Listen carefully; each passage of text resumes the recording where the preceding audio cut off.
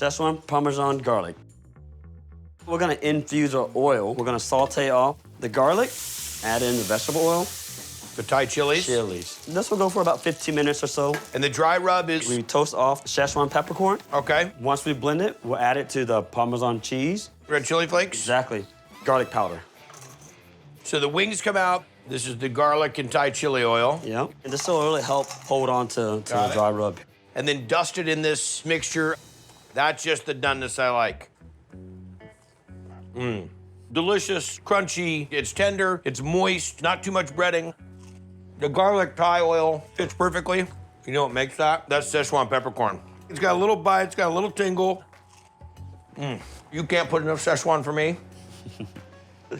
Really nice balance for a dry wing, dude. It was great. Well done. Thank you, thank you.